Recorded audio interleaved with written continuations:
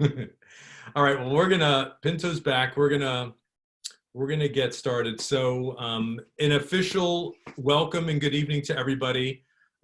This is very exciting. I mean, amidst the coronavirus and all that we're going through, I just thought this would be so impactful and so fun, at least to see everyone's faces and to offer us and as many people in our biage that are attending this and taking part in this, some camaraderie and education and enjoyment and in memorable experiences. So first and foremost, I'm thankful that all of you are healthy and doing as well as you can be, and know that we all miss you and we all miss seeing you and look forward to when we're all together. So we have two virtual opportunities that will take part in this month, and this is the first one, of course, and then the next one will be a joint event between Beneduce and Metropolitan Seafood. So we're just getting together the details on that. So that's going to be an exciting event at the end of the month, and then we'll sort of see how things go from there. But first and foremost, we're here tonight and very excited for the wine opportunity. As I emailed earlier, just a couple of things. I'm sure all of us are adept and savvy around a Zoom chat, but let me let in a few folks here. Welcome, McCallies and Kelly. So just a few things. There's a chat feature that's located on the bottom navigation bar. Use it. I will be seeing that, and I will, if you have any questions, any comments, we'll take opportunities throughout the tasting to talk about them. And soon we can talk about them together, and I'll put them out to the group. I'll put them out to Pinto, and Pinto will answer any questions and or comments. If we'll stop at a couple of points during the presentation, just for maybe a chance to converse and sort of comment. So if you would like to comment to the group, just use the reactions button down at the bottom, and I'll know that you'd like to, and I'll unmute you if you'd like to speak or to ask a question for the group. So other than that, we should be good to go. I think all of you have met Pinto. I would like to formally introduce him again. Pinto is, he's become a dear friend. I met Pinto 3 years ago in New York City at a tasting. And he's one of the most genuine, enjoyable, and talented people I know in the business. And we're very thankful to have him in our biage. And just recently, as you might have seen in an email, Pinto has stepped up and is now our new vice chanson and has taken over Mike Beneduce's reins. So again, we're really happy to have him involved with our biage. So Pinto, thank you for being here and offering us this opportunity. The story is phenomenal. The wines are even better. So with that, I'll turn it over to you, sir, and Pinto is going to share a presentation with us as well. So again, welcome everyone. Pinto, welcome. Well, thank you. That's some introduction. Thanks. Can everyone hear me okay? Mm-hmm. All right, great. Well, you know, as George said, my name is Pinto Nerone, and my brother and I started Rasa Vineyards in Walla Walla in 2007. And our focus was to make the best wines in the world. So I'm going to go ahead and share my screen right now, and let me know if everyone can see it, and then we'll dive in.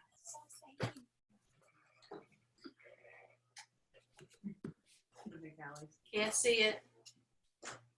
Not yet. Can't see it? Yeah. Nope. I'm sorry, no one's, hold on one second, sorry. Yep. I only have a master's degree in computer science. So. That's more than the rest of us. Oh, yay, it's up. So we can see it. Yep. Okay, can you see now? Yep. Yeah. All right, that's great. Okay, well, as we're going through, I'm going to discuss Washington State, but I'm going to specifically taste through 4 wines, and one from each AVA. We'll start with Columbia Valley, then Walla Walla Valley, then Red Mountain, and then finally the Rocks District. So if you have a Columbia Valley and you're going to play along, please go ahead and start sipping that one. So when we decided we want to make the best wines in the world, why did we pick Eastern Washington? Well, when you're looking to make great wines and grow great grapes, you look for three major things. It's got to have the right climate, it's got to have access to water, and it has to have the right soils. In the wine world, we divide climate up into three categories: macroclimate, mesoclimate, and microclimate. The macroclimate is the regional climate. The mesoclimate is the climate in your vineyard and immediate surroundings. And the microclimate is the actual climate within each row and within the canopy. So we'll discuss macroclimates today, since that's what got us to Eastern Washington. When we talk about macroclimates, it's most vineyards in the world are planted in one of three macroclimates. Mediterranean, and great examples of that are Tuscany, Napa Valley, Adelaide Hills in South Australia. Maritime, which is a great examples are Bordeaux, Rías Baixas in northwestern Spain, and Marlborough on the South Island of New Zealand, and continental. So we're going to focus on continental because that's what Eastern Washington is. So continental climate, macroclimate is defined by, they're often three things. They're often inland, away from large bodies of water that can moderate temperatures. They have big seasonal changes, hot summers, cold winters, and they have wide diurnal temperature fluctuations. So these are the daily fluctuations between the hottest and coldest time of the day. And in Eastern Washington, it can be as big as 40 degrees Fahrenheit. Hey, Pinto? Yeah. Quick question just came in. Can a wine producing region be truly a great region without that significant, 30 to 45 degree temperature diurnal shift? It can if it's in a cool climate, but it can't if it's in a warm climate. So a great example would be Texas. Texas certainly gets a lot of sun. It definitely gets a lot of heat, but you're going from daytime temperatures of 105 to 110 to nighttime to 90. there's just not enough wide enough swings. What happens is when during the day when it's hot out, the vines go through what's called respiration, and you literally lose malic acid. So at night, when it really cools off significantly, it helps to retain that acid. So in warm climates, temperate climates, big diurnal swings are critical. In cold climates, maybe not so much. Got it. Okay. So in fact, if you're tasting the first wine, one thing I'd like you to focus on and see if you can get the slightly elevated acidity. If you were to compare, if you think about Napa Valley, this will definitely have a little more acidity to it because of the diurnal fluctuation. So I'm drinking the Occam's Razor. I don't know if you're drinking that or whatever you're drinking, that's fine. So if I were to have this wine blind, for example, what is it about Columbia Valley? What does this wine say about Columbia Valley? So if I was to have the wine blind, for example, I would say something like, ripe flavors get me to a warm to a temperate climate. The fruit forward nature of the wine gets me to New World. And then all of a sudden I'm thinking of warm areas like Napa Valley, Sonoma, Rasa, Stellenbosch. And then I start thinking, well, I'm not getting the herbalness of a Chilean or Argentinian wine, so I could get those out of the way. Then I look at the structure of the tannins. These tannins are ripe, but they're not flush like you would find in Napa Valley or in the Barossa. And then you also have the elevated acidity that you wouldn't quite find in Napa Valley, Barossa Valley, and some of the warmer regions. So when you put all that together, you can make a good guess and say the elevated acidity, the ripe but not overripe flavors, the round tannins, and the fruit concentration and intensity leads you to Columbia Valley. So Pinto, quick question, and maybe not to regress, but why when you and your brother founded and started Rasa, why Walla Walla? Yeah, so again, it goes back to I was 40 years old. My brother's 38, and we were dedicating our lives to this. We wanted to make the best wines in the world, and we wanted to stand out. We wanted to be a market leader. We wanted to change the local economic paradigm, and we wanted to make great wines. So we could have made great wines in Napa Valley, in Sonoma, and we would have just been white noise. We could have made great wines in the Willamette, but at the time in 07, there was a glut of Pinot Noir. And when we got to Walla Walla, we were not late to the game. It was great quality stuff, but frankly, there were a lot of winemakers making a lot of mistakes with the fruit. So we thought, well, we were arrogant. We had never made wine before, but we felt confident that we could come in and make wine, a high-end wine right away, which we ended up doing. So that's the reason we went to Walla Walla. And also the land was significantly cheaper. We ended up buying, which I'll discuss later, we ended up buying 28 acres of land on the Rocks District. And we paid a premium for it. It was unplanted to vine, and we paid $28,000 an acre. Now you compare that to Napa Valley at the time, which was $300,000 an acre. So all those things together, we went to Walla Walla.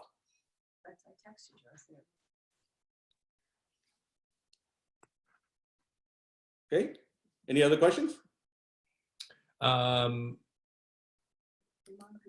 Yeah, so again, if anybody, just as a reminder, everyone has the chat feature, you can ask through the chat feature, or if you want to, verbally, it's not that big a group, so we can, you can unmute yourself. Yep, go ahead, Pinto. Okay, so why is it called Occam's razor? That's a great question. So all our wines tell a little story about ourselves, or something that we do. We try to make it personal. Occam's razor is just a life philosophy. Occam's razor basically means, given that all things are equal, the simplest answer tends to be the correct answer. So we use it. It's a scientific heuristic. It's not a law or anything. But when scientists are trying to figure something out, for example, about a year ago, we were getting signals from outer space, and it was happening regularly from a part of the space that we weren't familiar with. And of course, all the newspapers were talking about, oh, could this be alien life form? And yes, it's possible it could have been, but the scientists knew more than likely, given all things equal, it was a planet we hadn't seen yet, discovered yet, that was revolving around a star, and that's exactly what we ended up proving. So that's Occam's razor. George, did you see my question? I did. Well, I was going to hold on, but Victor has a question. Why don't you ask the question, Victor? Yeah, but sir, first of all, I'm sure you guys moved to Walla Walla for the nightlife. Yes. But my question is, does Washington wine have a Rodney Dangerfield problem? That is, it doesn't get any respect. And if so, yes, how do you overcome that? Yes, it does. It's proselytizing.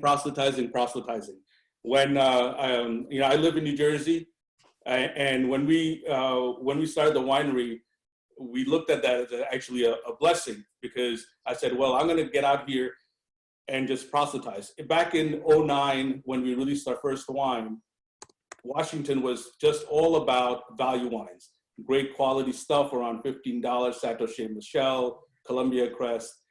And to try to sell higher wines, if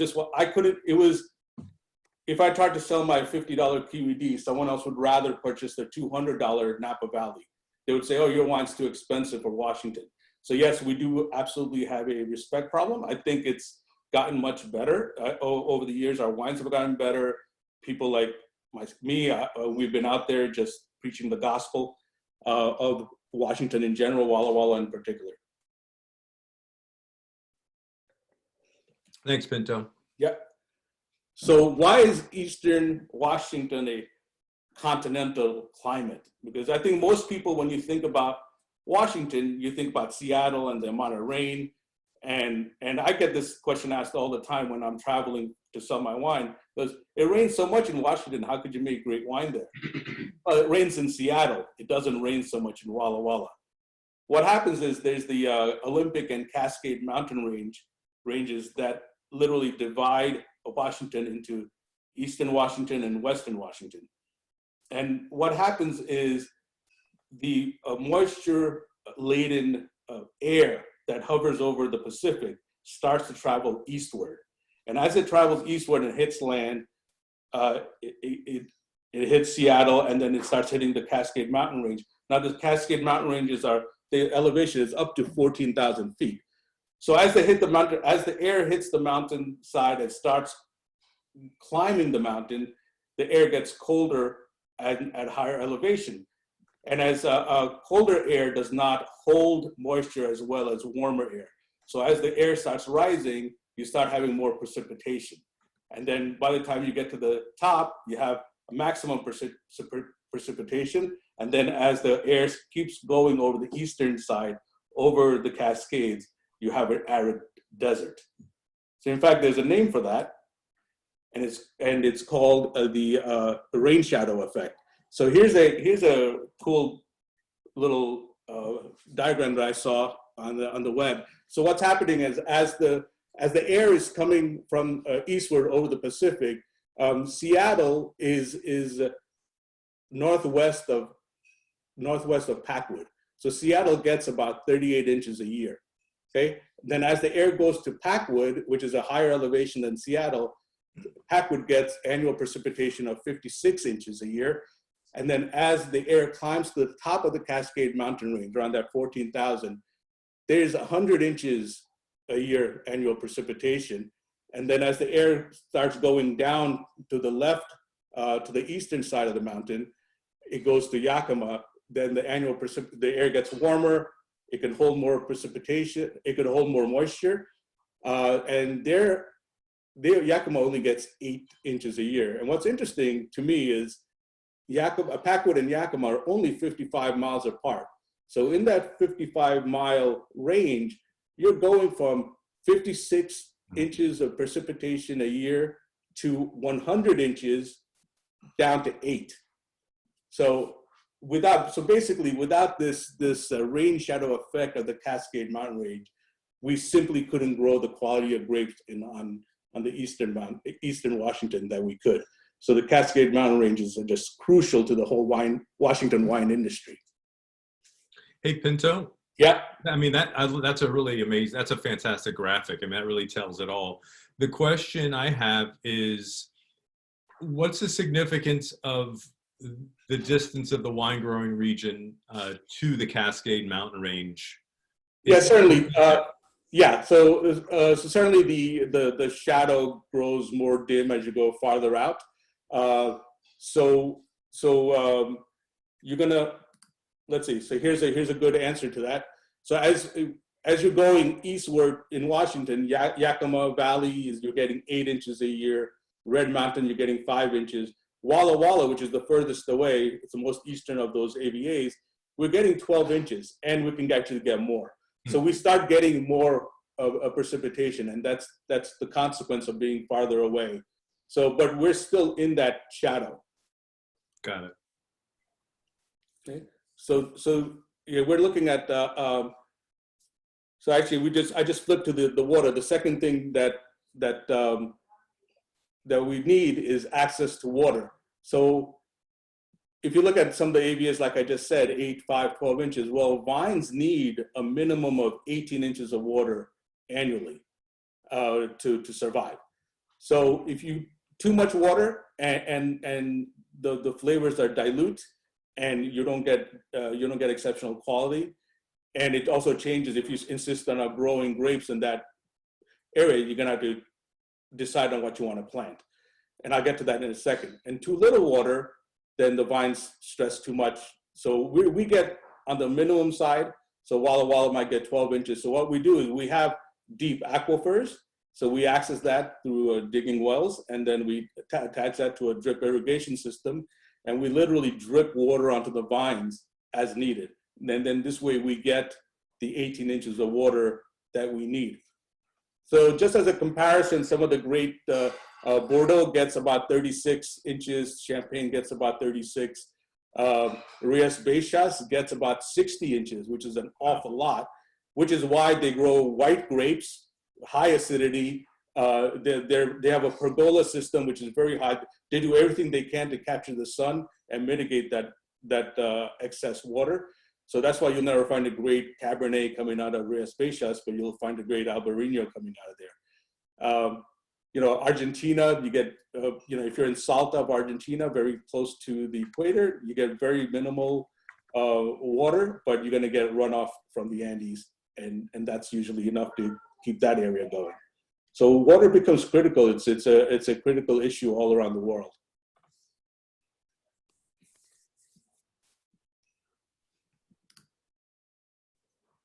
Okay. And then the third most important thing is soil. So the main functions of soil are anchorage, water uptake, and nutrient uptake. So anchorage is obvious, right? I mean, if you plant something and it doesn't stick in the ground, well, what good is it, right? So you need vines to take root. So you need the right soil that the vines can penetrate and go deep and become self-reliant. Then obviously it needs to be able to take up water, and it needs to take up nutrients. So the way it gets nutrients is the water acts as a solvent. So the roots pick up the nutrients through the water, and it goes through the vines. And you probably heard, so the important thing about soils is drainage and water retention. So I'm sure you probably all heard about drainage capabilities. You go to any vineyard, they're going to talk about how their soils are well-drained soils. You're not going to puddle up. You're not going to get excess water. But a corollary to that is you actually have to have soils that retain a little bit of water, just a little. And the reason for that is, especially in a temperate or warm climate like the New World, you're going to have days that are extremely hot, or you're going to have possible drought. So in those instances, you need to be able to, the vine needs to be able to get the water from the moisture in the soil. So what happens, Pinto, when a vine gets what are the signs when a vine is too much irrigation and not enough? Yeah, so a vine gets too much irrigation, and you're going to see it. You're going to get a big canopy, a very lush canopy, which is not good for any kind of phenolic development because the sun's not getting through. You're going to see the grapes become bigger. So, for example, you go right now and you get your table grapes at a local Stop and Shop. Well, our wine grapes are maybe a quarter the size of those grapes. They're tiny, right? So too much water and you're going to get a bigger grape, and all the flavor is really in the skin. So now you're going to have within each berry, you're going to have too much water. So water to the phenolic ratio, the flavor ratio, is going to be too high, and you're going to get diluted flavors. Too little water, and the vines will stress, and you'll see the stress. You'll see the yellowing of the leaves. You'll see much more shrivel. If the canopy starts fading away, you're going to see holes in a canopy, and then the sun's going to get in too much, and it's going to burn your grapes. You're literally going to see sunburn on your grapes. So these things are monitored on a daily, regular, hourly basis. And what we do is whenever we feel that it needs the water, we give just a little bit. It's literally drip irrigation. We're literally dripping water onto each individual vine. So someone's waving. Sandra has a question about irrigation. And she wants to know if it matters when the water falls. And if it all, what if it all falls during a certain season, whether it's the fall or in the winter, let's say? It matters a great deal. So the cycle is basically a dormancy, then you're going into bud break, flowering, fruit set, and then harvesting. So that's the basic cycle of grape growing season. So you need water and an amount of water at different times. For example, during dormancy, in the winter time, so you harvest here in the Northern Hemisphere, we're going to harvest in September, October. And what you want to do is you want to give a good amount of water in the soil, and you hope for some snow or some other type of form of precipitation, because the vines will need that in its dormancy. right after bud break and before flowering, you need a good deal of water.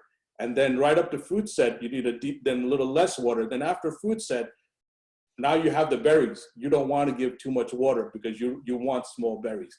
So then you're hoping for a little water, and then if you're drip irrigating, you can manage that fairly well. And then depending on the harvest, very hot or cold, you can adjust your water needs just before harvesting. Yeah. Any other questions with water? No. Should we taste? Should we go to the next wine? That Yeah. Let me just finish this up real quick, and then we can go to the next wine. So since I'm staring at this soil screen, I just want to get rid of it. So as you can see, the soils are the silt loam, the sand silt, sandy loose over fractured basalt. The basic takeaway for Washington wines is they are very, very sandy. So all over, roughly speaking, you know, at varying degrees, they're all going to be very sandy. So they're going to have great drainage. They're going to have adequate water holding capacity, and they're going to allow for deep root penetration.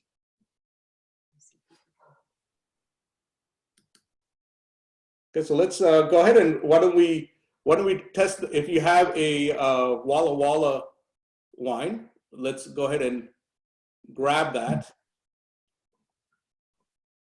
So I'm drinking the 2014 Rasa Vineyards QED Convergence, which is a blend of Syrah, Grenache, Mourvedre, and Viognier.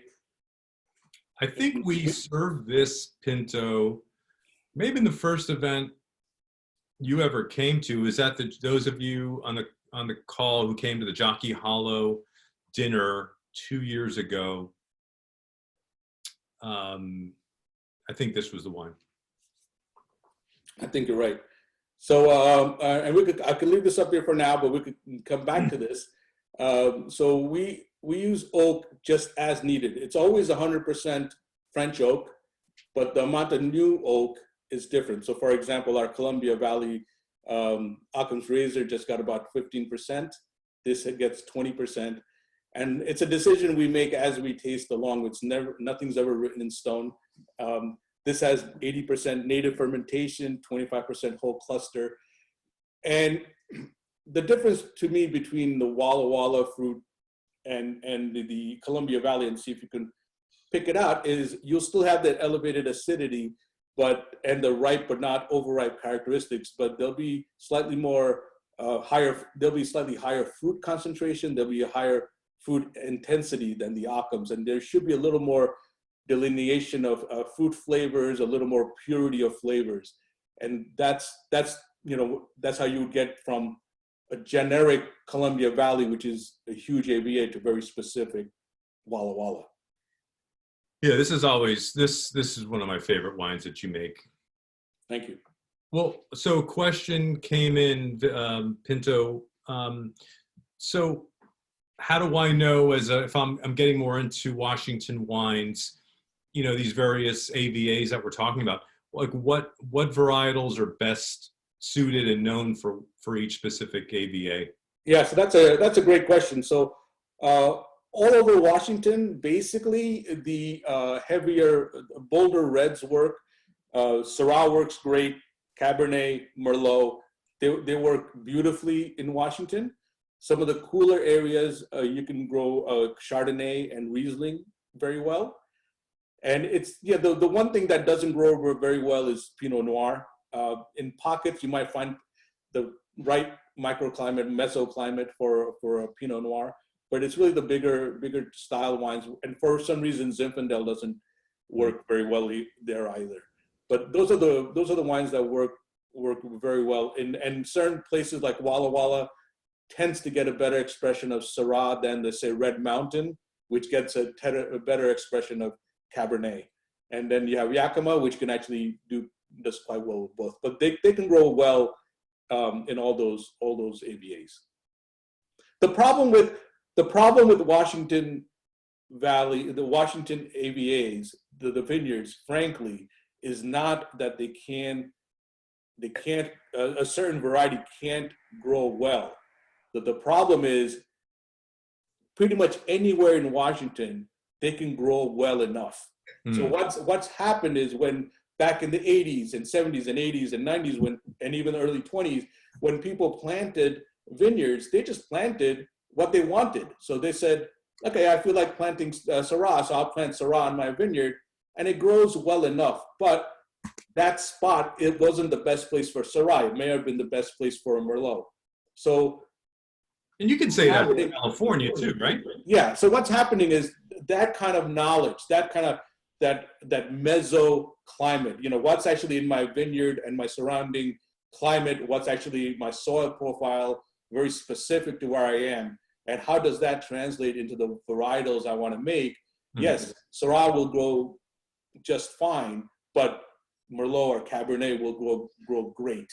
So, for example, when we get to the Rocks district, amazing place for Syrah, not a very good place for Cabernet, as an example. And I think what's happening is as people are learning more and more, the Washington wineries, the vineyards are just going to get better and better because people are realizing my vineyard grows Cabernet very well, and just a half a mile away, it's not Cabernet area. It's it's for something else, and we're getting we're dialing that down. Should we? Do you want to take a quick pause here, Pinto? And if anybody would like to just comment on either of the two wines, or maybe ask you a direct question for the group. Yeah, that'd be great. So if anyone cares to comment, just go ahead or ask a question. You can just go ahead and unmute yourself if you care to. Mm-hmm. I know a fair amount of us are enjoying some food with this too.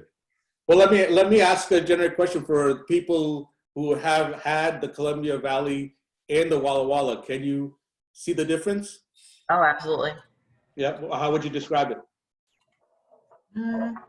I like the. I think they're both delicious, by the way. But I like the. I like this one, the Walla Walla, better. And I do like the Syrah, Grenache, Mourvedre. It just has such a good blend. It's such a good blend. And the Viognier in there. Yeah. So I'm gonna just back up real quick since we're talking about that wine.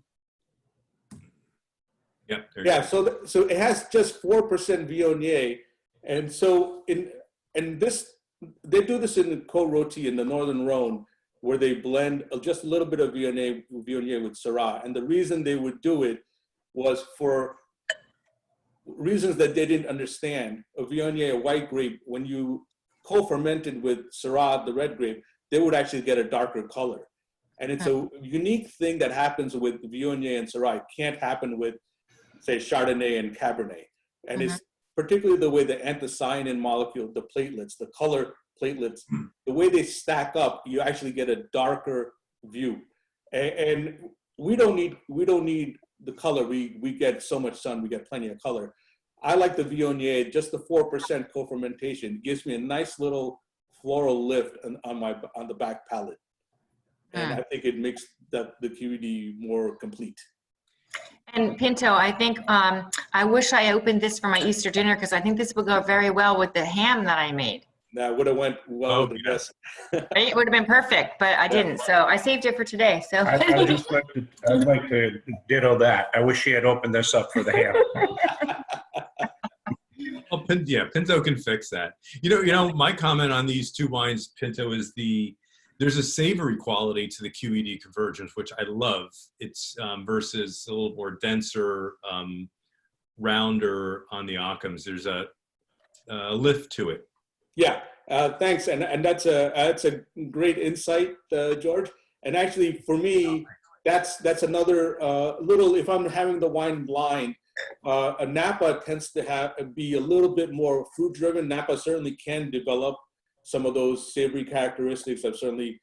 We've all had a Napa Valley Cab that's developed some wonderful like black olive notes or tapenade notes, but it seems to be more prevalent in Washington wines. So if I'm having a wine blind and I've got it narrowed down to a New World and possibly somewhere in the U.S., then that's elevated acidity. I look at the tannin structure. I do look for the savory elements that happen just after the initial fruit attack. Disgusting. right. And of course, doing it like this, when I know what the wines are, it makes it much easier for it to make me sound like I know what I'm doing. You mean you're not blind tasting? Come on.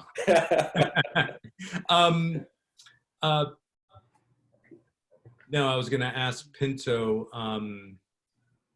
I just lost my thought, but it'll come to me. I'm just glad I didn't open this for Easter because I wouldn't have it now. I'm sorry, what was that, Mike? Pinto, are you under house arrest I'm also? glad I didn't open You're this at enjoying Easter because I wouldn't have any right now. This is Yeah, lovely. there you go. Oh, no, I know what I was going to say. So again, the way we build this event, it's not a Rasa only event. So if anyone is drinking anything other than a Rasa wine, of course, if you have any questions or comments in regards to that wine, go right ahead if you care to. Actually, if someone's drinking something else, I'd love to hear what you're drinking.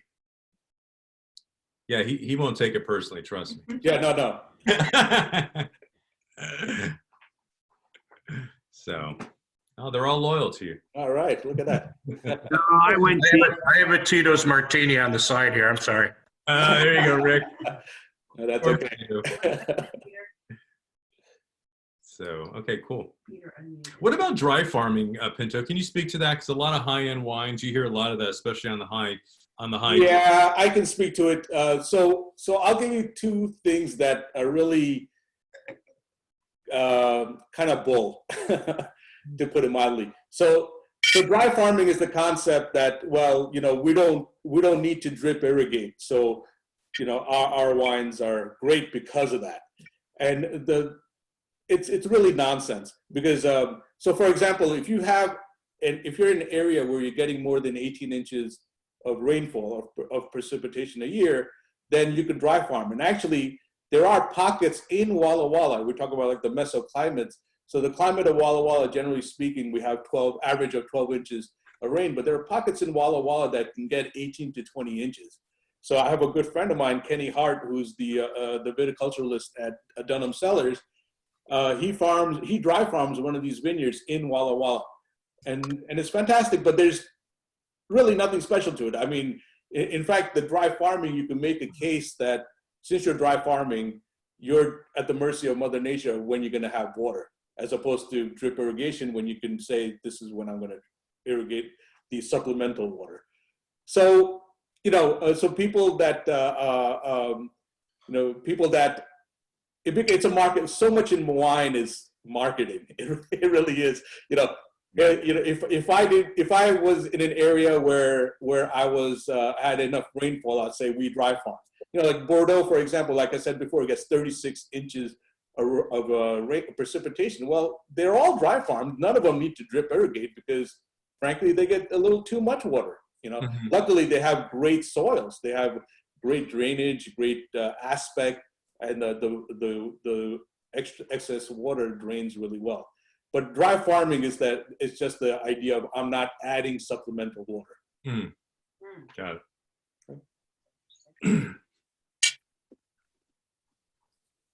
How's the camaraderie out there, Pinto? It is fantastic. The people in Napa Valley is a little. They're very nice in Napa. Don't get me wrong, but they're a little more insular. In Washington and Walla Walla, they couldn't be nicer. When we started there, frankly, I had a 40-page business plan, and I wasn't there to make friends, but I just wanted to make the wines I want to make, and kind of everyone just stay out of my way type of deal. And it was just the opposite. People were opening doors. They listened to my brother. They listened to me. They felt the passion, and they're like, "Oh, you need to get fruit from this guy. It's highly allocated stuff. You tell him use my name." And I think it's that rising tide lifts all boats type of mentality, and we're very supportive of each other. Well, it's funny you said that, because if Mike, our pal Mike Beneduce, were on the call, he's said that so many times. That's sort of a collective understanding, because I know we've had lunch together with Mike. He says the same thing among fellow producers. Yeah, that's great. Yeah, it's a great place to be. It really is. So Washington has 14 AVAs, American Viticulture Areas. So they're supposed to be delineated based on a specific climate or specific soil, specific physical properties. But frankly, if you look at a map, the Columbia Valley is so big. You know, it has some, you can't really call it terroir. You kind of know it's Washington-ness by the elevated acidity, but it doesn't have a very specific terroir to it. 99% of all wines produced in Washington are from the Columbia Valley. It includes all the AVAs except 3 of them. So I would never, you know, I could say that this tastes like Walla Walla, or rather this tastes like Columbia Valley, but I would never say this has Columbia Valley terroir, because I think that's kind of, you know, misusing the notion of terroir. It's just so big. So back to, so I'll just give you highlight a specific AVAs that we're tasting today. So the Walla Walla AVA, you're drinking that wine right now. It's a sub-appellation of Columbia Valley. It's cooler and wetter than most Washington wines, so that we get a little longer hang time. Wet doesn't, it's not a bad thing in this case, because it's never gonna be way more than 20 inches. It's not, you know, the wet is good for us. You know, if it rains heavy that year, then we're very happy. We don't have to drip irrigate. And again, it has a great fruit expression. There's a certain, so New World wines, you have to look at fruit as there's a certain amount of fruit concentration in the wine. That means how much fruit there is. And then there's also the intensity of that fruit. How intense is that fruit? And those things, you know, you can get, for example, let's take Champagne, for example. Champagne has very little fruit concentration, but the intensity is high. You know, you having that high acid, you get a Blanc de Blanc, and you get that green apple notes. That is high fruit intensity, but the concentration, the amount of fruit is minimal in such a cold area. So that's a difference between concentration and intensity. And in Walla Walla, in the New World, what you typically get good fruit concentration. The quality difference is you should also get some good fruit intensity, which Walla Walla. I've never heard it put that way. That's a great. You know, intensity and concentration are oftentimes sort of linked, but they are different. That's good. Yeah, and a lot of people will just confuse the two. You know, when they're really talking about the intensity of fruit instead of the concentration of the fruit. They are linked, of course, but there is a difference. And when you're trying to, especially if you're doing something blind and you're trying to pick out an area or assess quality, like when we're, even with our own wines, when we're sitting down and coming up with blends, like that QED blend, we went through about 80 different iterations of that blend before we decided on what was the best blend. And one of the things we look at is that fruit intensity, because we usually get a density of fruit, a concentration of fruit, but do we also get that intensity? Do we have good savory notes? Does that translate into a long finish? So these are all the considerations we go through when we're doing our blending.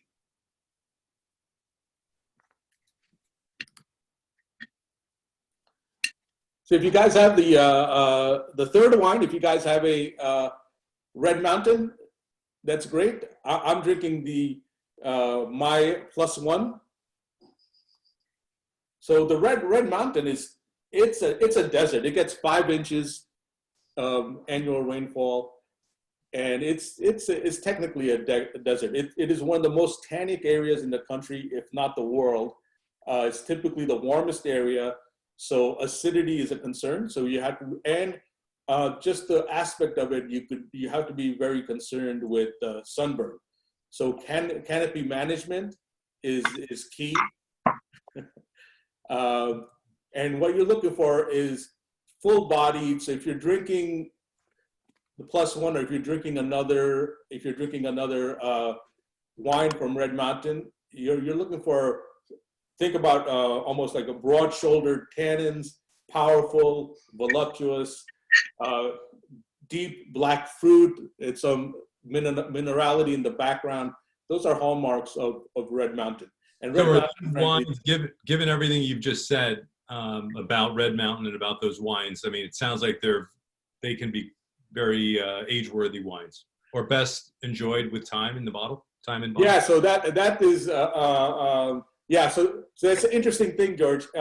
So you want to say yes to that, but because it's such a tannic place, you have to have proper tannin management in your winemaking protocol, because it's so tannic that 10 years later or 20 years later, when the fruit starts dropping out, the tannins haven't resolved. So you have a very aggressive wine with very minimal fruit content if you don't manage the tannins properly. So unlike, let's say, Howell Mountain, which also has a lot of tannins, but not as much in Napa, Howell Mountain, their tannins, you don't have to manage as carefully as you do Red Mountain. So because you want the tannins to soften, you want them to resolve as the fruit softens and you start getting secondary and tertiary characteristics in the wine, you want the tannins to soften as well. So we're very focused on tannin management in our winery, especially for Red Mountain. In fact, we do something that most wineries don't do. So what happens is when you're making the wine and you're fermenting the wine, let's say if it's in barrel or well, it doesn't matter where you are, but when you're fermenting the wine, you wait for it to go dry and then you press. And what we'll do is, if we think we've gotten enough tannins out of what we want, and it's not completely dry yet, we'll still press off the skins and then let it finish its fermentation after it's been pressed, not before. Which some wineries do that, but not many. But we feel we have to do that, especially for Red Mountain, to really manage that tannin profile. And if anyone is drinking the +1, I hope you're getting that feel. You're getting the feel that these wines are full-bodied. They have a powerful tannins, but the tannins are already there's a plushness to them. There's an elegance to them, even though it's quite a powerful wine.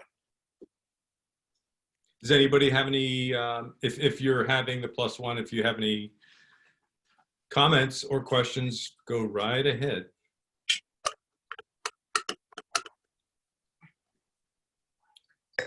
So there's no dry farming done on Red Mountain.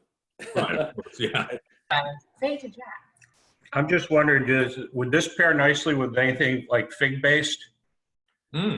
Fig-based? Yeah.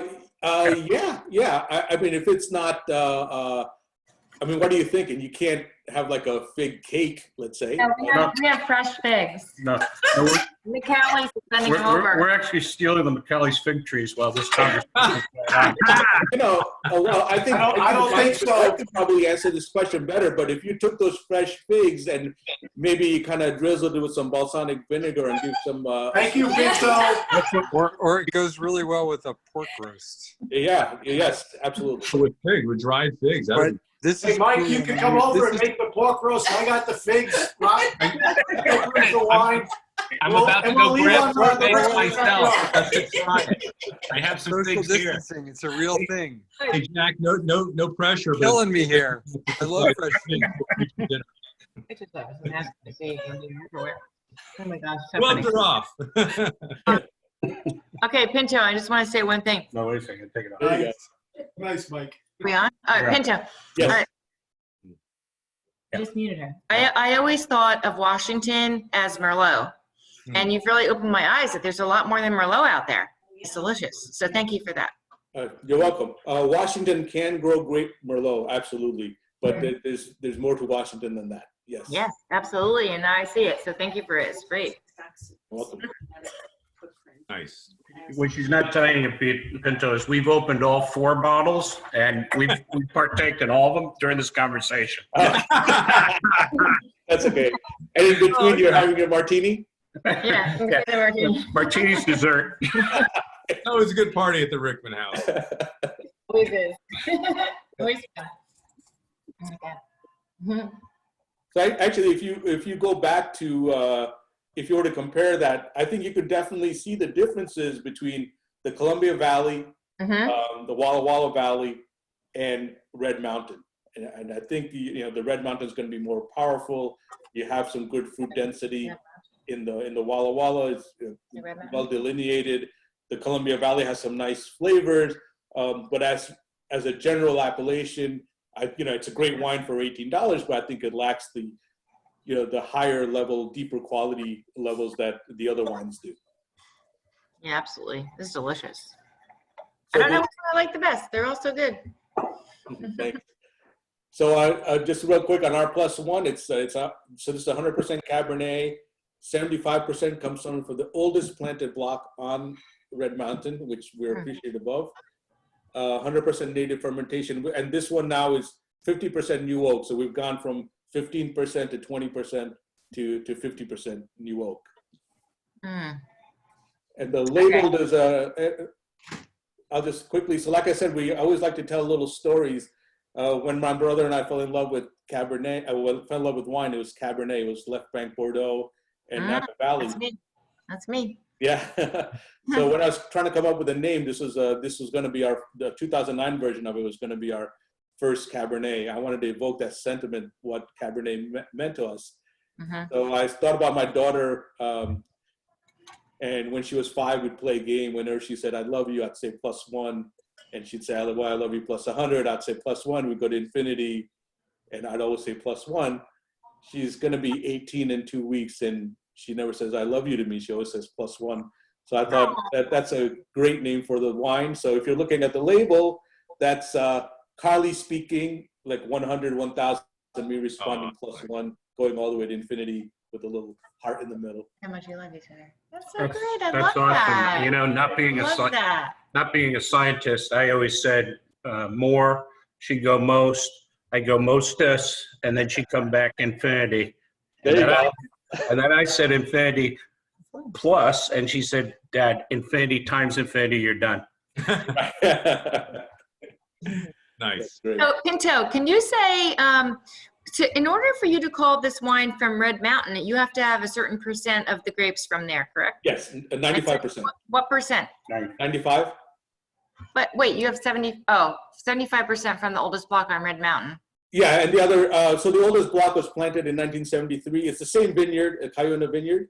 From one block planted in 73, where they own the wine. It's Cayuna Winery and Cayuna Vineyard. We're the only other winery that gets fruit from that block.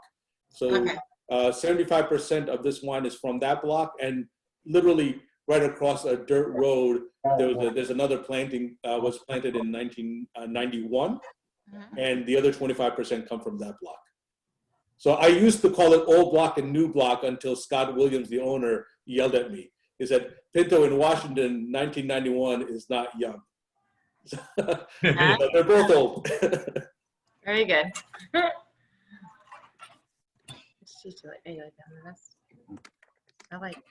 like these two better, but I like them. All right, so there you go. So if you have the last wine, if anyone has the Rocks District, a wine from the Rocks District, I'd say let's give that a try. Yeah, that's a new one, I think, for most of us on the call, Rocks District as a sub-AVA. Yeah, so there's some interesting things about the Rocks District I'll get into. It's actually my favorite AVA. In fact, when we started the winery, we weren't going to buy vineyards right away. We were going to wait a little. But I found myself standing in this field, and there's these cobblestones all around me, and it reminded me of Châteauneuf-du-Pape.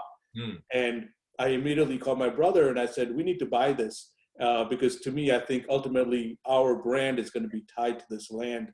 So we bought 28 acres of land. It was at that time it was planted to apples and cherries, and some of it wasn't planted to anything.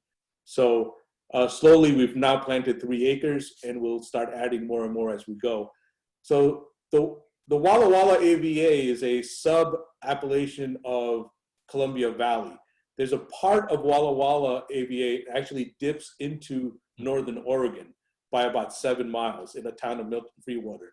The Rocks District AVA is, while it's a sub-AVA of Walla Walla, which is a Washington AVA, the Rocks District AVA is an Oregon AVA.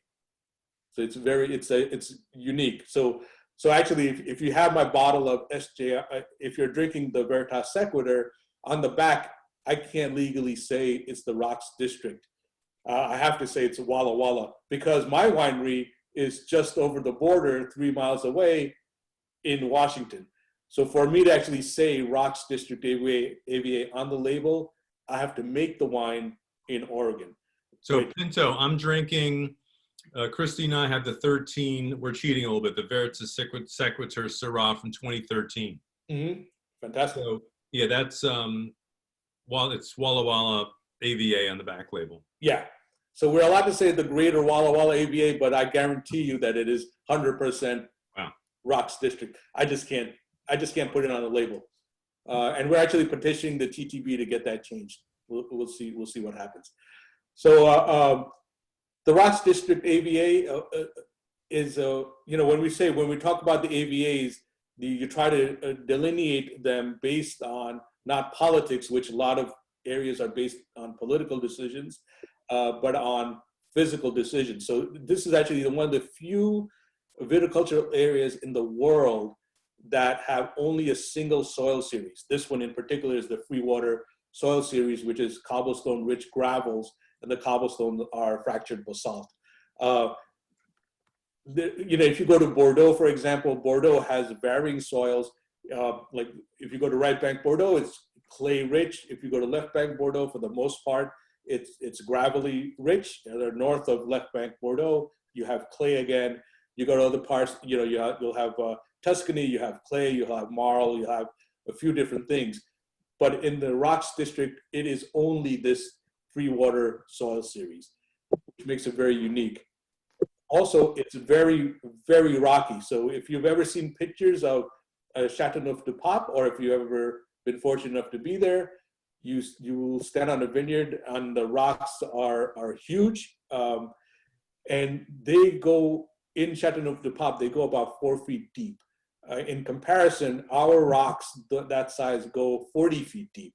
So it's very rocky. It's basically remnants. It's basically a riverbed. All of this Columbia Basin is basically a riverbed from the Missoula floods that happened thousands of years ago. And they deposited all this stuff that translates into making beautiful wine. So because it's 40 feet deep, what we have to do is, these vines have to go really deep to anchor themselves and to find any kind of nutrients. And that translates into a good quality of wine. These wines are very distinctive. Harvey Steinman of Wine Spectators has said perhaps is the most distinctive example of terroir in the U.S. You're going to get a firm acidity. You're going to get great fruit concentration, great fruit intensity. There's going to be a little wild game, savory notes. I always get like a distinct kind of a orange peel into this wine. It has great minerality. And, you get that from the get-go. It's not like it's developing secondary, tertiary notes. It's getting this wonderful fruit concentration, wonderful cassis type black flavors, and it's layered with white pepper and all these stuff right from the get-go. And it's my favorite AVA. So Pinto, you have a lot of fans of your wines on this call. You really haven't spoken to age worthiness. Maybe you can at some point speak to that, because they're great in their youth, but it would be interesting. I'd like to know as well. We've never really talked about is how long. Yeah, sure. Well, yeah, that's a great question. So age worthiness, really, when you're looking at any wine in general, what you're looking for is a certain amount of balance. When you talk, in particular, let's talk about red, but it can apply. Some white wines can age really well, and I can address that in a second. But for red wines, you're really thinking about the components. You're thinking about tannins, you're thinking about acidity, you're thinking about fruit concentration, fruit intensity, complexity, and you're thinking about the finish, and you're thinking about alcohol. And all these things have to be in balance. And they need to be in balance pretty much from the get-go. It's hard to get them in balance later on. So what you want to do is you want to make a powerful enough wine that's already well balanced. And then if you can do that, then you have an ageable wine. So we are huge fans of wines from around the world, and I love older wines. And so from the get-go, we were always talking about ageability. All our wines age very well. Our 2009, if anyone's had the 2009 QED, actually, I'm cheating a bit right now. I'll tell you, the QED that I'm having is not the 2014, it is the 2009. Oh, nice. It's the 2009 is still very youthful. The tertiary notes are just peaking out. So this 2009 can easily have another 5 years. When we talk about ageability of wine, there's one misnomer I'd like to address. People talk about, well, when is the wine going to peak? And wines really don't peak. They plateau. So what happens is a wine will age, and let's say 10 years, it's at its best. It's going to stay at its best for a number of years. It's going to plateau there and then gradually fall off. So like my 2009, for example, is probably 2 years away from being at its best, the QED, and then it'll plateau about 2 years. I'm sorry? I'm sorry. I don't. Okay. And then it should stay on the plateau, stay at its peak for another 5 years or so, and then it'll start to taper off.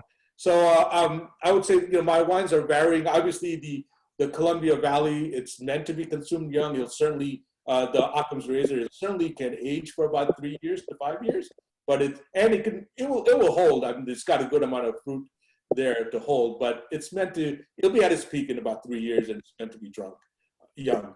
The QED line, it can go, like the QED Convergence could easily go at 10 to 12 years and hold for an additional 5. I know the wine critics for our top end, like the Creative Impulse, the Veritas, the Plus One, they all give it a 20 to 20 plus 25-year windows on them. They're patient, Pinto. Yeah. Mike has a question. Yes, Mike. Yeah, Pinto. With all that fighting to get that deep, would this qualify as a biodynamic? No, that doesn't qualify as biodynamic. So biodynamic is a different level of organic, right? You're basically buying into a certain philosophy in biodynamic, frankly, that I haven't, and I'm willing to. I just haven't seen the proof. Biodynamic to me personally, and this is personal, I don't want to knock anyone down. Biodynamic to me is a religion, and I already have a religion. I don't need another one. When I'm making wine, I want to grow the best grapes. Now, what happens is the reason that the biodynamic vineyards, the wines from there, why they're so good is not so much biodynamic, but it's because these people are hell-bent on making the best wine. Their intention is so pure. And it's that intention, it's that attention to detail that's actually translating into incredible wine.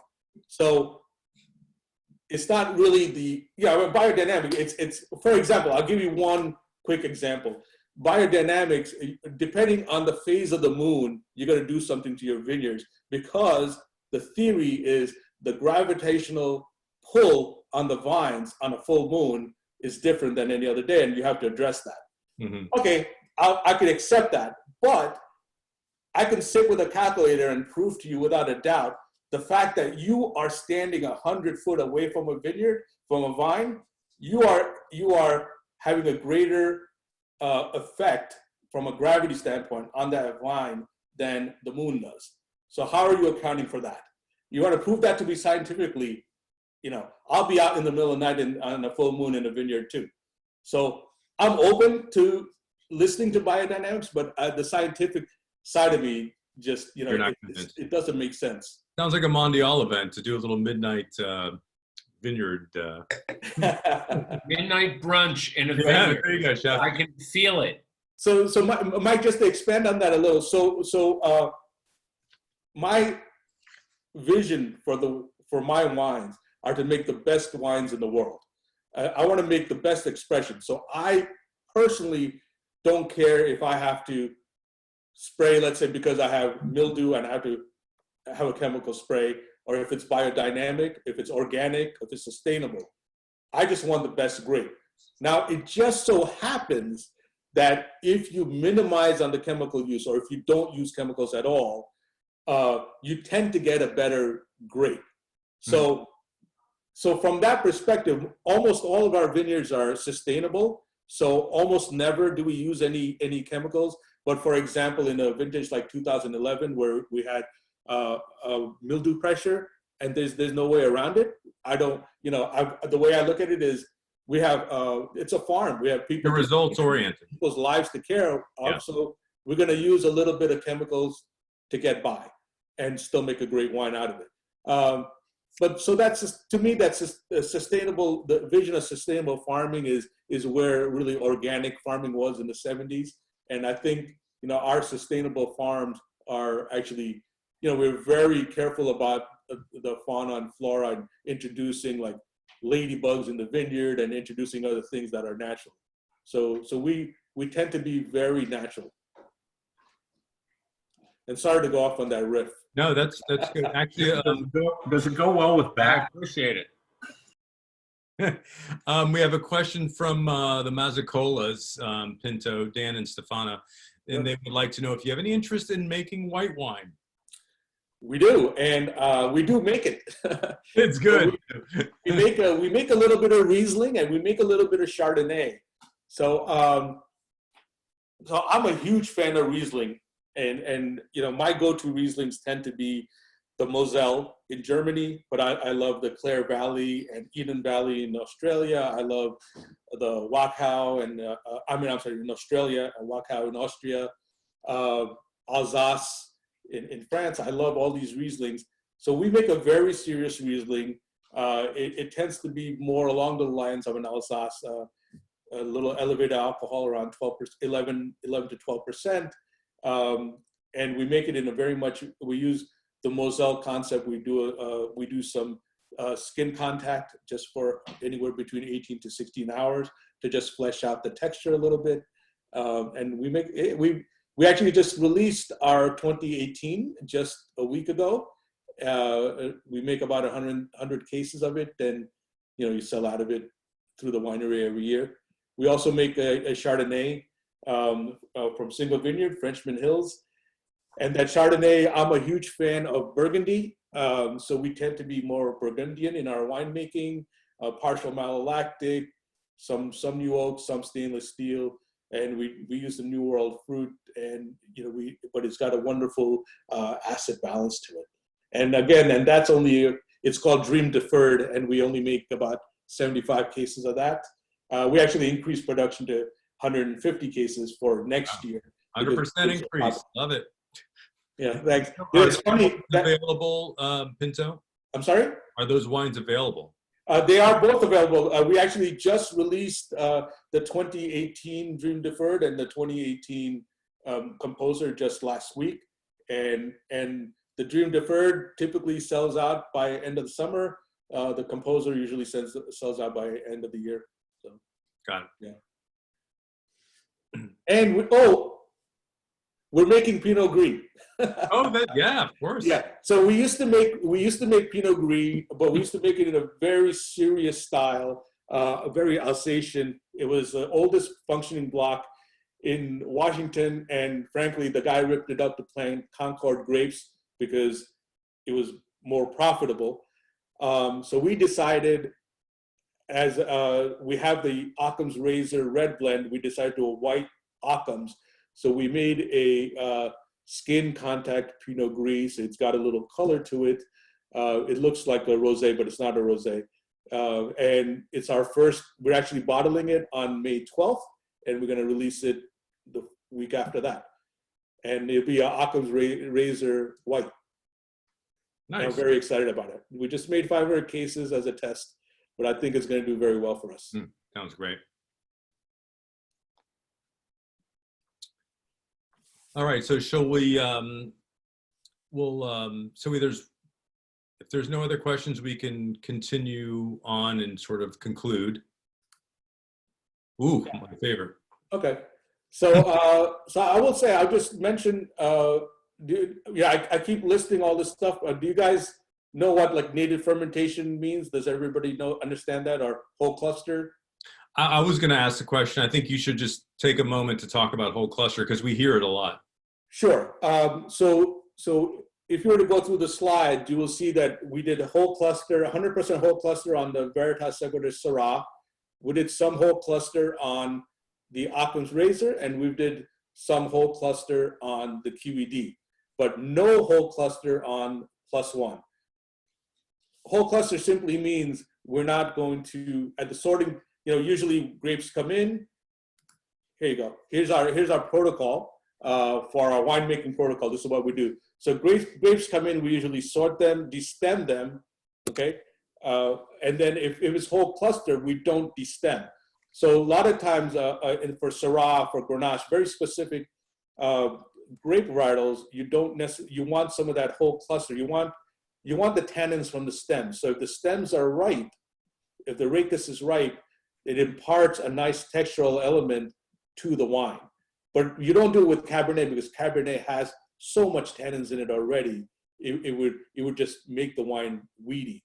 So we only do whole cluster in certain years, and I'm literally in the vineyards, and when I'm tasting the grapes, I'm also chewing on the stems. I literally shove the stem in my mouth and chew on it, and I'm looking for a certain ripeness. So that's whole cluster. The native fermentation means we're not inoculating with a known strain. So whatever the yeast is on the grape skins, we always like, all our wines take off native.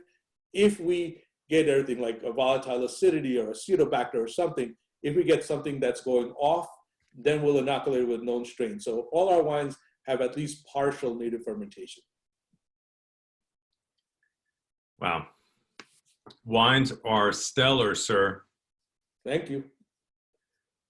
So that's the last slide, right? That's the last slide. The last slide is just my logo. If anyone has any questions, there's my email, Pinto@Rasa Vineyards. I can talk about wine all day long. So just reach out with any question you have. It doesn't have to be Washington. It could be all around the world. I'm happy to answer anything. Pinto, can we get a copy of all of these notes? Because they're really good. Thank you. I'd Yeah. love to have them if I can. Thank you. Actually, George, I sent you a copy earlier today. If you don't mind just sending it to everybody. I will absolutely send it to everybody who RSVP'd and is on this call. We're wrapping it up. So those of you, it's funny, it's ironic that this is happening today, but Christy and I Pinto and I were joking about it earlier. We were supposed to be having dinner together in Walla Walla, like as we speak. Yes. The trip that Christy and I had for our 30th anniversary to Willamette Valley and Walla Walla. So, hey, if we can't be there, we'll have Pinto doing a tasting for us. So, Pinto, you did a phenomenal job, and thank you for imparting all your amazing knowledge of your region and of winemaking on us. Well, thank you. Would anybody like to comment or ask any questions in close, Pinto? And you can unmute yourself if you'd like. Well, happy anniversary. Thanks, man. Well, it's almost. We're getting there, but thank you, Mike. Look forward to seeing you. And I want to thank everybody. I didn't see any food pictures, so I hope everybody was dining along with our wine. I know as culinaire, I have to, stick up for the food piece. But maybe I don't know, George. Maybe we could all email dump into you or Victor into you any pictures of our tables or the carnage that's left. Because I'm feeling that's a great idea. That thanks, Mike. That's a fabulous idea. Like we could post them on the website. Right. And am I the only one who didn't bring bling to the Potato State? And I have bling? I know, that's unbelievable. Well, this is Stacey's idea. I should go out and make my own. Well, so what exactly are you wearing on there, Mike? I don't know. Can you guys see me? He made that one up. He created I made one with blue ribbon and a bow and all the condiments that are in my. I love it. You created one. That's awesome, Mike. I wish we had a prize for that. Everybody else would be sporting, and I just wanted to fit in. Well, you're the furthest away, and you're the one that's stepped it up. Well, no surprise. Christina has some cute bling, I will say. Especially, thank you for this. Baby bling. So again, thank you, Pinto. Thank you again. Thank you all for your interest, and you'll see more information on the next virtual event. But stay safe, stay healthy. We love you. See you sooner, hopefully sooner than later. Thanks. Thanks, everybody. Bye, everyone. Bye. Bye. Stay safe. Bye-bye. Thank you. Bye. Sandy, I love Sandy. much love to you. Love you. Love you all. You're awesome.